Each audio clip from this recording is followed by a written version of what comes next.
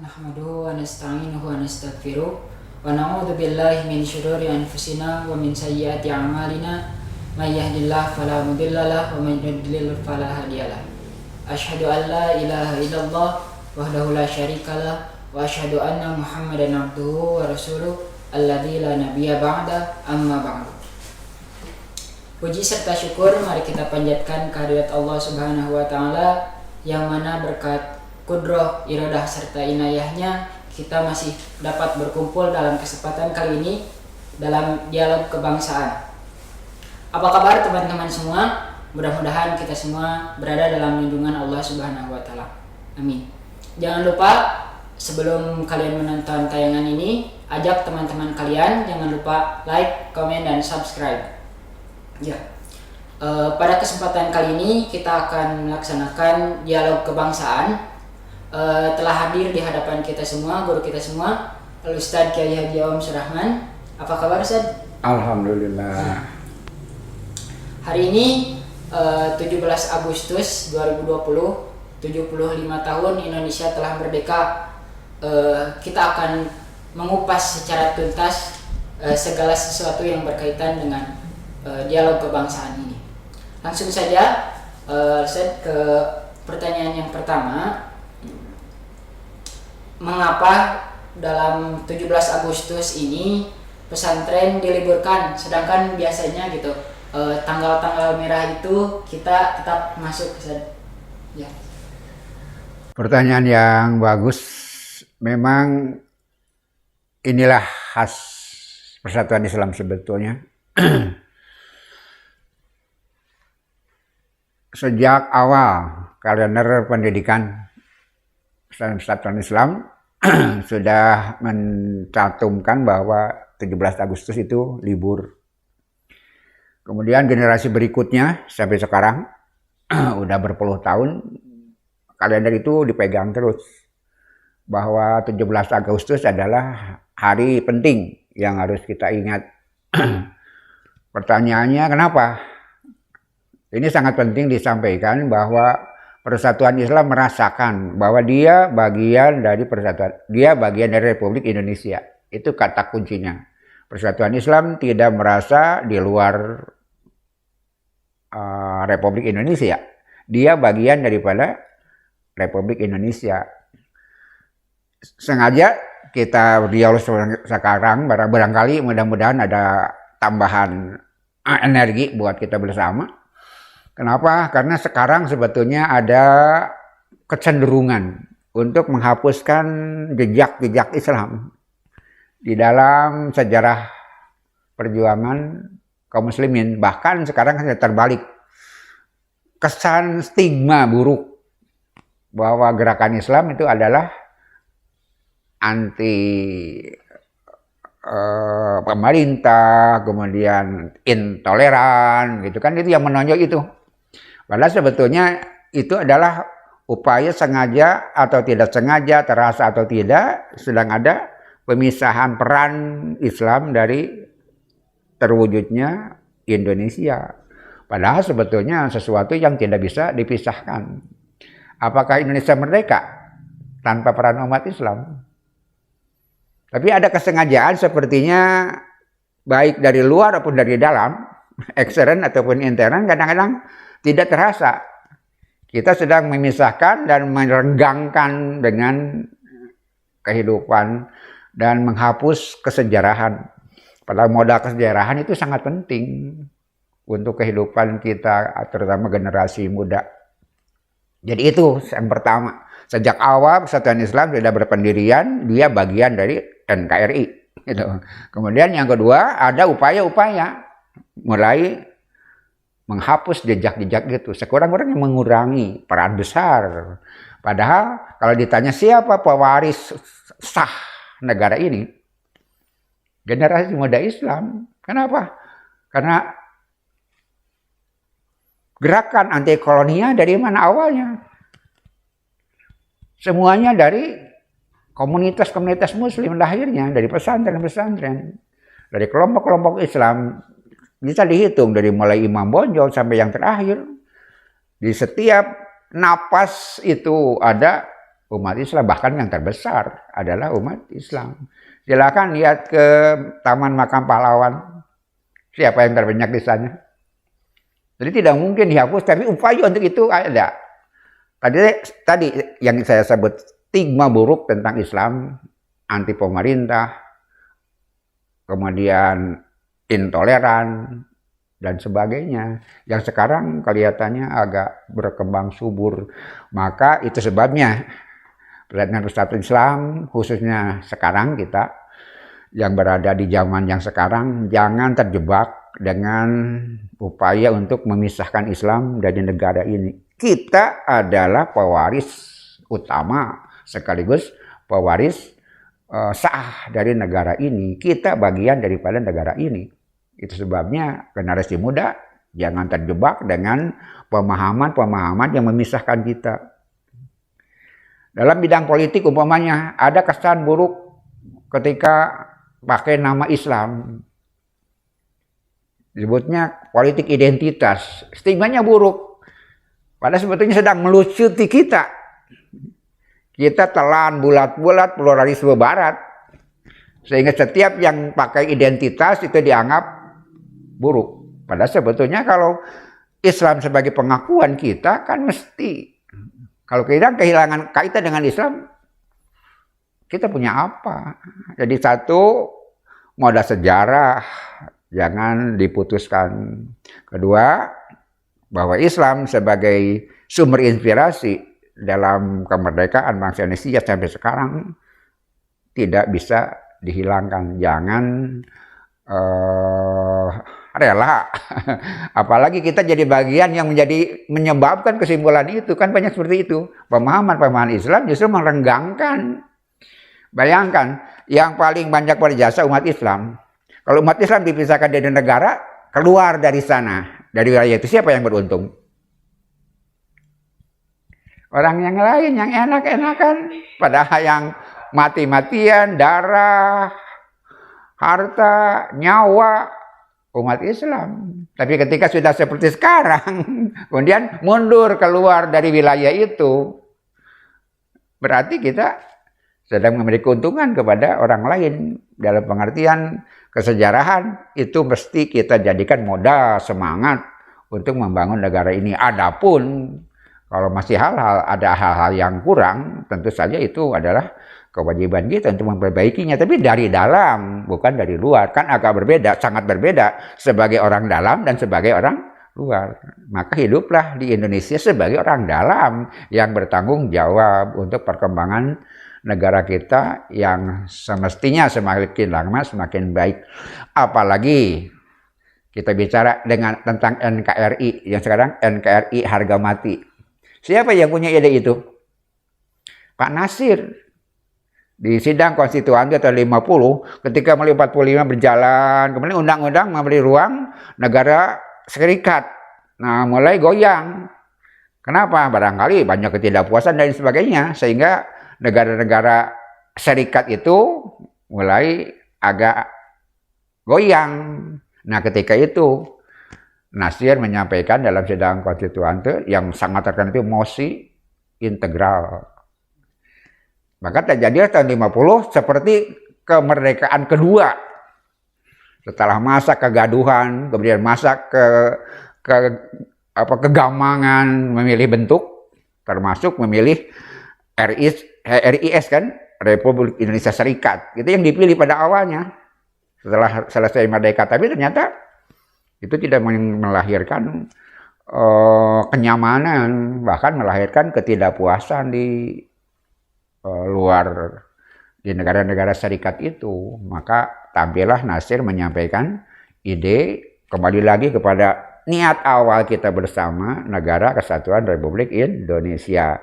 Jadi bisakah memisahkan Islam, khususnya Persatuan Islam juga? Kenapa? Nasir itu ketua PPPRI kan.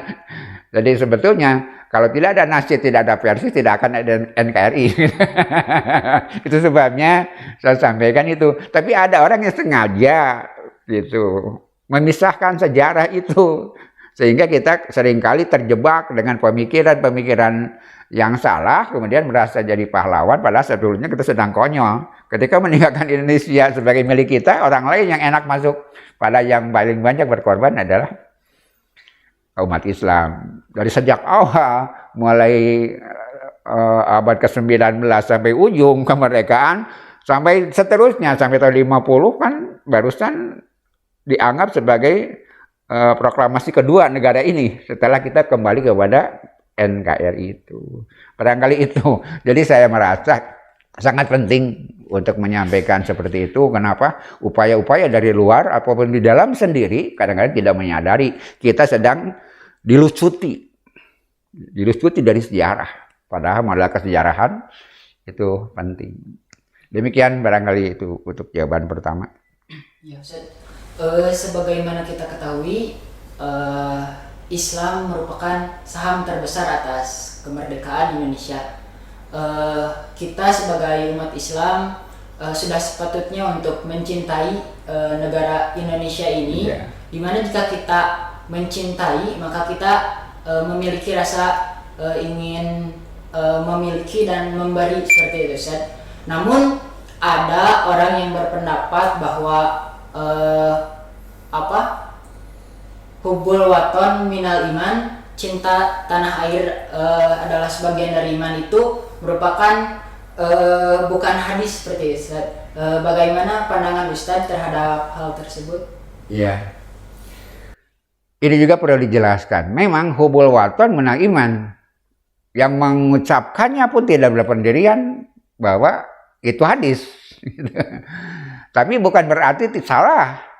Bukan berarti tidak benar. Seperti ini yang lain saja. Anadopatu minayan itu bukan hadis. Tapi kesimpulan dari banyak hal yang sampaikan Quran, sampaikan hadis, akhirnya seperti itu kesimpulannya. Jadi kesehatan, kebersihan bagian dari iman. Tidak ada anadopatu minayan, silahkan cari di kitab hadis manapun. Nggak ada. Padahal walaupun itu bukan hadis, tapi adalah justru rangkuman dari pemikiran-pemikiran setelah meneliti hadis-hadis dan dalil-dalil. Seperti juga hubbul waton minal iman, itu betul bukan hadis, tapi jangan disampaikan begitu, tidak bijaksana. Hubbul waton minal iman itu lain hadis, hubbul waton minal iman itu bukan hadis, bukan berarti cinta tanah air tidak boleh. Nah itu yang saya tadi anggap sebagai sebuah upaya yang salah dalam pengertian. Kadang-kadang umat Islam terjebak dengan fikih mikro. Dengan fikih mikro. Hubbul waton minal iman lain hadis. Iya, lain hadis nama, tapi tidak salah. Begitu. Itu yang penting kita sadari. Memang sang pencetus pun tidak buat hadis palsu. Tapi para pendahulu merangkum dari semua ajaran Islam, seperti yang tadi, dia Islam menginspirasi anti kolonialisme. Islam mencintai kemerdekaan, kebebasan. Berarti cinta tanah air bagian dari iman. Kenapa? Banyak hadis mengatakan, bahkan cinta keluarga juga syahid kan. Man kutila duna nafsihi fahuwa syahidun. Barang siapa yang mati karena membela kehormatan dirinya, dia syahid. Man kutila duna ahlihi fahuwa syahidun. Barang siapa orang meninggal dunia untuk membela keluarganya, kehormatan keluarganya, fahuwa syahidun. Man kutila duna dinihi, apalagi barang siapa yang mati untuk membela agamanya, itu bagian dari ketakwaan dan insya Allah syahid. Seringkali ada ungkapan yang ada di taman makan pahlawan maka surga, apa begitu? Nah, jadi hati-hati kalian anak-anak muda. Kalau sebuah ucapan itu harus dipahamkan, disadari, harus waspada terhadap implikasinya. Gitu. Jadi kalau bicara harus perhatikan implikasinya. Seperti tadi, hubbul waton minal iman eta lain hadis. Kan implikasinya kecintaan kepada negara akan tergerus. Nah, maka perlulah penjelasan seperti yang kita sampaikan, dan pertanyaan yang barusan itu bagus, penting. Hubbul waton minal iman memang bukan hadis, tapi tidak salah dan betul. Kenapa? Membela keluarga saja dari sebagian dari iman dan dia syahid. ketika orang kemudian bertemu dengan begal, kemudian diserahkan hartanya apa bagus? Itu bukan muslim yang yang kuat, yang kawi. Padahal seorang muslim yang kuat adalah orang yang mampu menjaga harga dirinya, harga martabatnya, apalagi nanti berkaitan dengan agamanya, keyakinannya. Jadi memang hubul watan minal iman bukan hadis, tapi tidak berarti cinta tanah air tidak boleh. Tapi justru kenapa? Itu kan kemanusiaan, seperti cinta ibu, cinta bapak, cinta anak. Tidak bertentangan, selama tidak melebihi cinta kepada Allah, diperintahkan. Yang tidak boleh adalah asobiyah, ketika kebangsaan mengalahkan akidah kita, melunturkan akidah kita, baik ataupun buruk, kita bela kebangsaan, itu tidak benar. Tapi kalau kita ingin membangun kebangsaan, kecintaan kebangsaan berdasarkan syariat, itulah hubul watan minal iman. Kenapa? Kita tidak rela negara kita menjadi negara yang jauh dari tuntunan Islam. Itu sebabnya niat kita menjadikan negara kita badatun thayyibatun warobun ghafur. Itu yang ada di Quran itu. Berarti cinta kepada tanah air sesuatu yang diizinkan, bahkan dianjurkan, justru menggambarkan harga diri seseorang. Bahkan milik sendiri harus dibela, diri sendiri harus dibela, anak sendiri harus dibela, istri sendiri harus dibela, tanah air apalagi. Jadi tadi saya sampaikan, hati-hati dengan penyampaian ungkapan-ungkapan yang harus kita lihat implikasinya. Saya justru tersentuh dengan pertanyaan itu karena banyak orang mengatakan seperti itu, tapi implikasinya orang jadi tidak cinta tanah air dengan dalih bahwa itu bukan hadis. Sang pencetus pun tidak sedang membuat hadis palsu, tapi dia sedang membuat kesimpulan. Ya, seperti tadi, anadopatu minal iman itu bukan hadis, berarti menang jorok. Tidak seperti itu. Gitu barangkali yang bisa kita sampaikan berkaitan dengan ungkapan. Kata sebagian itu adalah yang pertama adalah Hasyim Asy'ari yang menyampaikan seperti itu. Memang tadi tidak lepas bahwa semua inspirasi dari para ulama. Sehingga Indonesia melahirkan orang-orang yang siap untuk membela negaranya seperti dia siap membela dirinya, membela akidahnya. Sebab tidak bisa terpisahkan. Diri, akidah, negara itu sesuatu yang menyatu buat seorang muslim. Tidak bisa dipisah-pisah. Demikian. Ustaz, berbicara mengenai sebuah bangsa, berbicara mengenai sebuah negara, tidak terlepas dari simbol, Ustaz, seperti itu. Yakni bendera, juga lagu kebangsaan seperti itu. Nah, menurut Ustaz, menurut pandangan Ustaz, bagaimana dengan kita menghormat ketika dikibarkannya bendera dan juga saat menyanyikan lagu Indonesia Raya seperti itu? Pertanyaan juga sangat menarik. Kenapa? Karena tadi banyak orang-orang berpikiran mikro. Berpikihnya pikih mikro.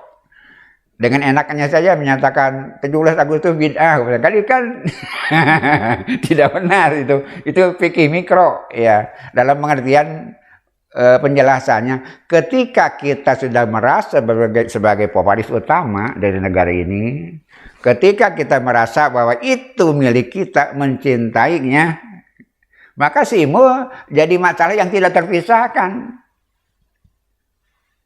Cinta kepada ayah, kemudian kopiahnya diinjak, ayah dalilnya, kan nggak ada. Tadi jangan berpikir mikro. Ketika kita sudah mencintainya, menjadi bagian dari dirinya, maka semuanya simbolnya kita hormati. Selama tidak melintasi batas akidah, ya silakan saja.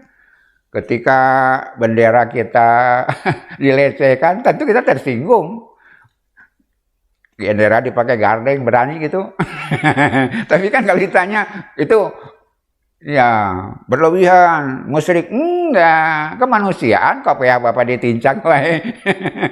Jadi tapi seringkali terjebak dalam fikih mikro itu.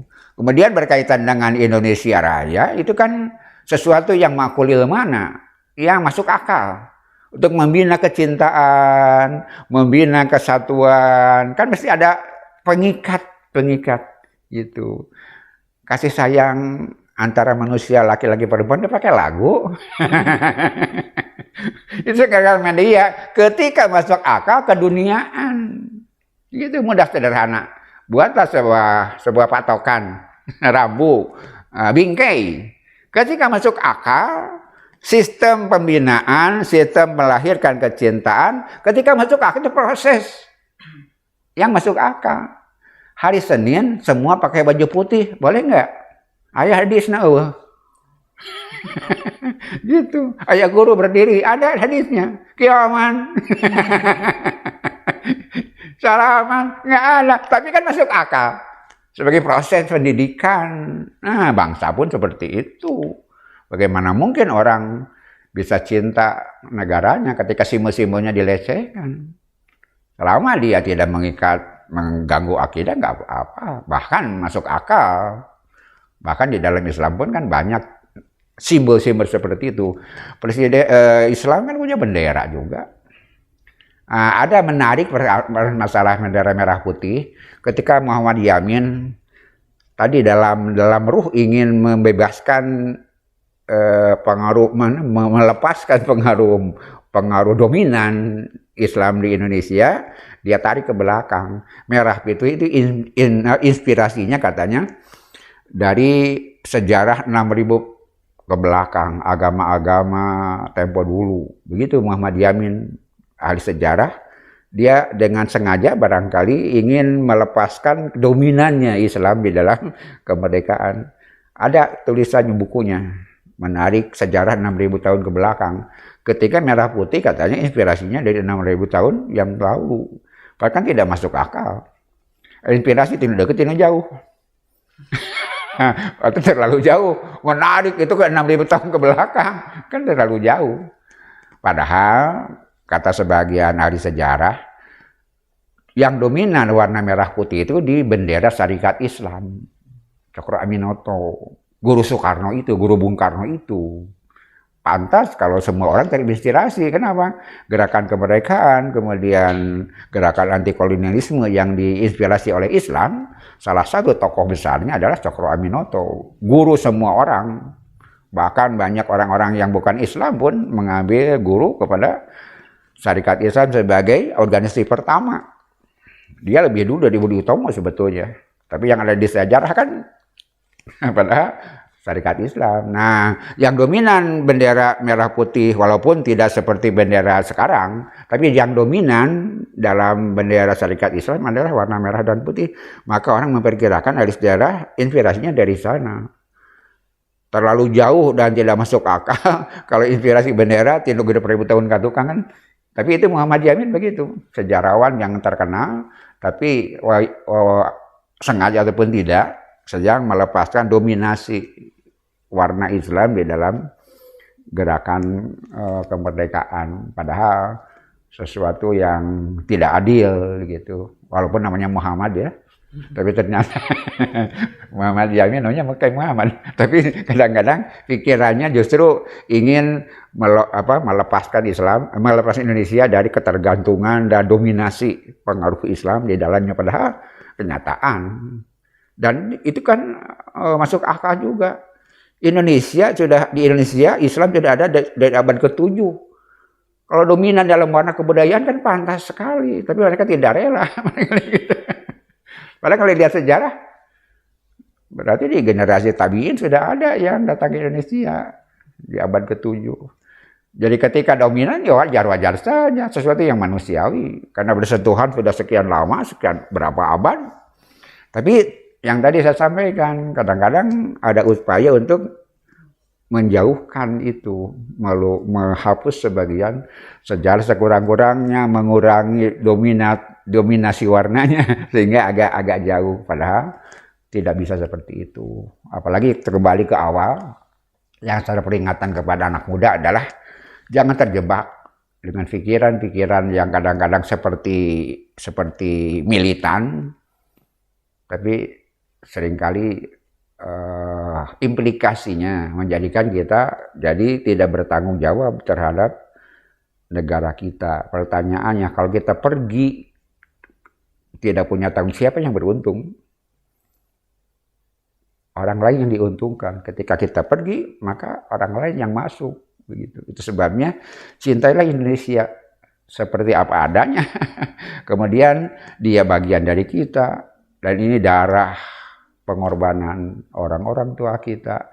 Maka kita harus jadi pelanjut dan mencintainya dengan sepenuh hati. Jangan terjebak dengan yang tadi saya sampaikan, fikih-fikih mikro yang kadang-kadang sebetulnya yang ketika sudah awalnya sudah saya sampaikan, kecintaan sudah besar, masalah itu kan jadi masalah kecil. Soal simbol-simbol ya kepantasan. Tapi jangan justru dipermasalahkan itunya. Kalau dalam kaidah usul fikih kan itu kan al-furu'nya. Kalau al-aslunya kita sudah yakin kan itu cuma akibat saja. Logis, konsekuensi logis dari cinta, mencintai simbol kan begitu.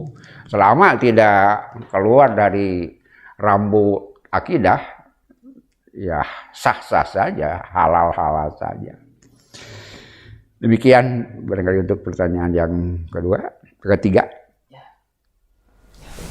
Mungkin Ustaz, pertanyaan terakhir, apa pesan dari Ustaz bagi para generasi muda yang ada di Indonesia ini, khususnya bagi kami para santri, untuk menjaga keutuhan negara ini? Ya. Ada figur yang walaupun semua orang kan dia harus menjadi dirinya sendiri, tapi ada figur yang ideal. Siapa? Muhammad Nasir. Yang tidak bisa dipisahkan tadi, sejak awal kita perbincangkan dari awal persiapan kemerdekaan sampai perjalanan, kemudian sampai menyelamatkan Indonesia dari ketercerai-beraian di tahun 50 itu. Walaupun dalam perjalanan berikutnya beliau menghadapi tantangan ketika otoritas pemerintah jadi semakin menyimpang. Beliau kan menyingkirkan diri ke Sumatera dan dianggap sebagai aib oleh sebagian orang, sehingga hampir-hampir dilupakan, bahkan diberi stigma pemberontak. Ketika beliau meninggalkan Jakarta, kemudian berkumpul dengan orang-orang yang punya pendirian untuk kejadian PRRI Permesta itu, barangkali nanti kalian bisa disejarah. Padahal sebetulnya beliau tidak meninggalkan Indonesianya, justru kecintaan kepada NKRI, karena Bung Karno sudah mendekati komunis, itu masalahnya. Ketika ide-ide Nasako mulai dikembangkan, beliau sudah tidak nyaman lagi, kemudian beliau meninggalkan gitu. Jadi itu sebetulnya bukan pengkhianatan, justru siapa yang berkhianat? Apakah yang ditinggalkan atau yang pergi? Begitu sebetulnya. Dan ternyata sampai ke ujung kita mendapatkan buktinya bahwa beliau yang benar sebetulnya. Jadi Muhammad Nasir itu dari Sumatera Barat, sekitar wilayah Solok, sekolah ke Bandung tahun 20-30. Sekolah di Ames SMA. Dalam masa yang sama Soekarno sekolah di ITB. Itu gambarannya. Ketika beliau lulus Ames gitu, Soekarno sudah tahun 30, sudah mulai jadi tokoh yang jadi panutan, mahasiswa yang membakar semangat. Ada persentuhan. Sekaligus bersama-sama di Bandung ada Tuan Hasan yang datang dari Singapura, Surabaya dulu, kemudian ke Bandung untuk usaha. Kemudian bersentuhan orang-orang Persatuan Islam. Nah, terjadilah hubungan segitiga itu. Tuan Hasan, Pak Nasir, dan dengan Soekarno. Itu tidak bisa dilepaskan. Sehingga sampai ujung pun orang masih berpandangan, para lawan politiknya, Nasir itu kesayangan Soekarno. Memang betul. Tapi suatu saat tadi kan dipenjarakan. Itulah politik. Di ujungnya dipenjarakan oleh Soekarno. Padahal di awalnya hubungannya seperti itu. Soekarno guru kepada Tuan Hasan punya anak murid Muhammad Nasir. Yang menarik adalah barangkali agak susah diikuti anak sekarang. Ketika lulus Ames itu ada dua pilihan. ada dua pilihan, apa sekolah di Belanda, kuliah, atau di Jakarta. Untuk dua pilihan, ahli ekonomi atau ahli hukum. Mister yang ketika masa itu adalah topnya harapan semua orang tua dan generasi muda untuk jadi ahli hukum. Kemudian atau jadi pegawai negeri, amtenar namanya. Gajinya berapa? 130 rupiah. Harga beras 5 sen. Coba bayangkan, harga beras 5 sen. 5 per 100 rupiah. 1 rupiah seberapa literin. Ya 130 gajinya. Ketika dia sekolah, beasiswanya 30 rupiah. Ketika sekolah di AMS itu, beasiswanya 30 rupiah. Kemudian ada yang ketiga pilihan, jadi redaktur pembela Islam bersama gurunya Tuan Hasan. Paling-paling honornya 20 rupiah. Coba anak sekarang pilih mana? Ke Belanda, jadi mister, dapat beasiswa, atau jadi pegawai negeri, gajinya 130 rupiah. Bandingkan, beasiswa ketika sekolah aja 30 rupiah.